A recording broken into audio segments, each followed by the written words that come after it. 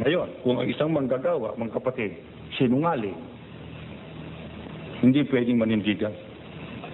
Kung ang isang manggagawa, kakampi sa katiwalian, hindi pwedeng manindigan. Kung ang isang manggagawa, siya pang nagtuturo ng katiwalian, lalong masamang manggagawa ito.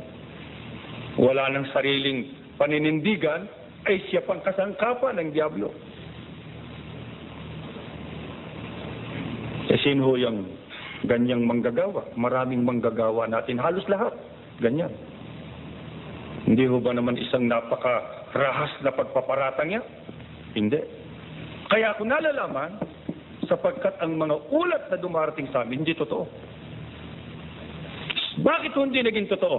Hindi sapagkat ang kapatid ang nagkamali, kundi ang mga manggagawa ang siyang bumabago ng ulat para ilihis ang paniniwala ng pangangasiwa. Kaya yun ho bang mga tagapamahala, nalalaman niya ng karamihan.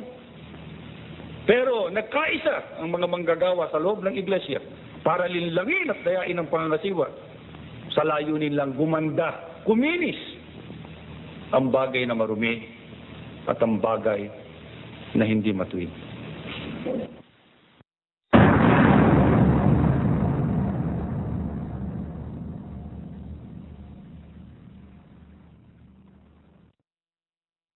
Pero napakasama naman na ito palang mga tinutustusang ito pala naninira sa iglesia, napakagagong pangangasiwa, na gumagastos ka para sa maninira. Pero napakasama naman na ito palang mga tinutustusang ito pala naninira sa iglesia, napakagagong pangangasiwa, na gumagastos ka para sa maninira. Pero napakasama naman na ito palang mga tinutustusang ito pala naninira sa iglesia, napakagagong pangangasiwa, na gumagastos ka para sa maninira.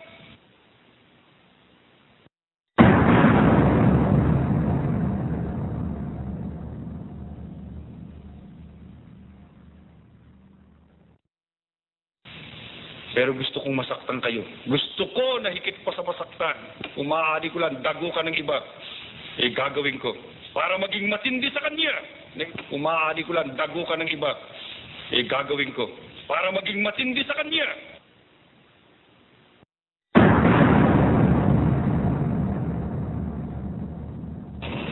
Yung ibang mga kalihim sa probinsya, talagang wala, hindi abot ng kanilang kapasidad.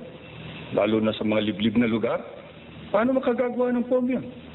Yung manggagawa ngayon, inaasahan ko na kapatid, eto, mali ito. Ba't ka mag-uulat ng hindi totoo? Tama yan. Hindi, yung kapatid mag-uulat ng totoo. Baguhin mo yan. Ito ang nasa tuntunin. Nasa tuntunin? Akin na yan. Pag hindi, susuntokin kita. Yan ang manggagawa natin yan. Manlulupig! Maninikil ng kapatid.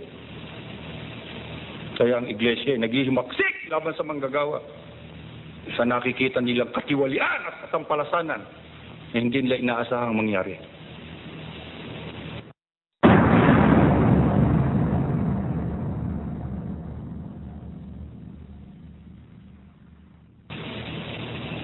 Ano ang sulat sa akin ng isang kapatid? Baka gusto niyo ipabasa ko sa inyo.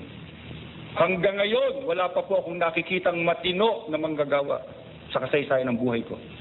Lahat po, puro tiwali. Masakit na salita, nasaktan ako. Sapagkat ako'y manggagawa rin. Pero hindi ko masita yung kapatid sapagkat alam kong nagsasabi siya. Kung hindi man buong-buo na katotohanan nagsasalita siya ng totoo. Wala nang nagkaroon ng takot sa Diyos na kahit isa para tumayo at manindigan sa panig ng katwiran. Lahat manglulupig na ng katwiran. Bakit? Sweldo ang hinahanap. Yung tulong niya, yung bahay niya, yung kasaganaan niya, siguro ang tinatamasan niya. Pero ang iglesia ayaw na niyang pagsilbihan ng totoo.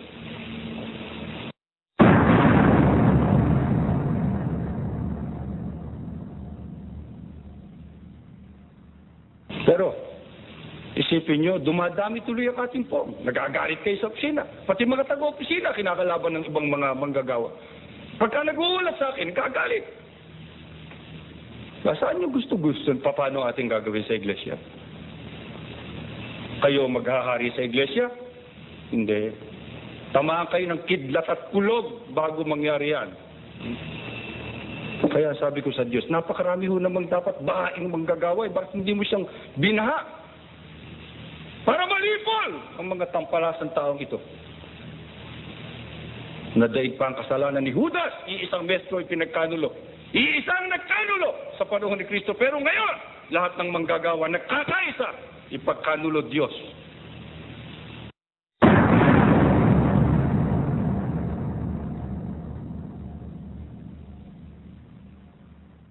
Kaya kayo, tignan ninyo mga kapatid, ayun ang mga tagapamahala sa Visayas Mindanao.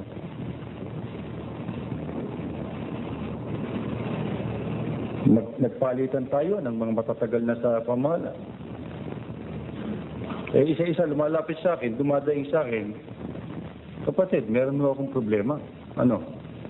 Yung nung nakatala sa ating sa senso ng mga pangalan ng kapatid, hindi ko naman makita dito ngayon sa aking destino. Ano ka pa ibig mo sabihin? Ang numero ho ay napakalaki. Pero sa katotohanan ho, wala yung tao.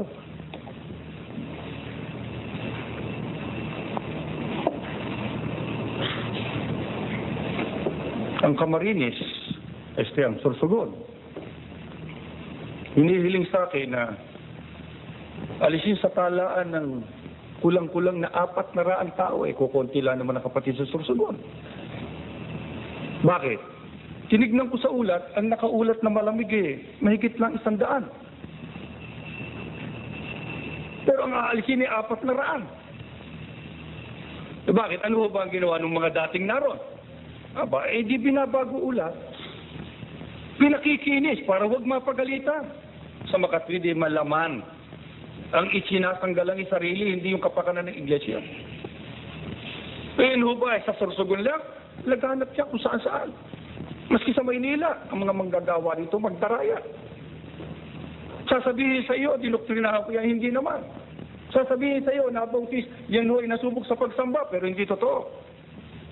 Bakit? Nakita sa matatandang ministro, nakita sa matatandang manggagawa, na yung palang paraan para siya ay bumuti sa paningin ng pangasiwa.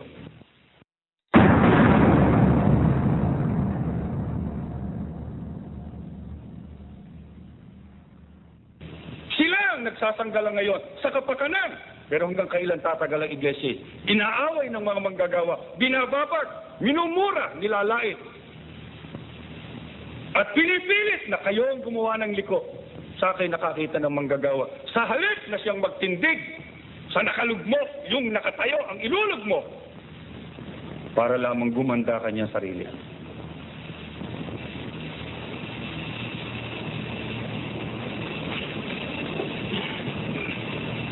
Kung dito sa Maynila, nangyayari. Di lalo na sa probinsya, lalo na sa malalayong lugar. Ay tignan ninyo sa Mindanao at sa Bisaya ngayon. At sa lahat ng mga iba, mababagong biglang senso ng iglesia. Ano dahilan? Wala pala yung mga kapatid ngayon. Sinasabi lang na naroon. Sino humigawa niya? Yung magdarayang manggagawa. Hindi yung kapatid. Yung kapatid, magkamali man, hindi sinadya. Yung ministro, sinasadya.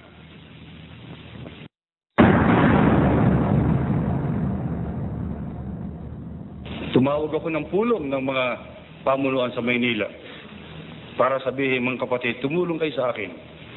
Ayokong mamatay ang manggagawa. Ang gusto ko ay pagtulong-tulungan nating silibuhayin. Sabihin niyo sa akin kung anong ating maitutulong.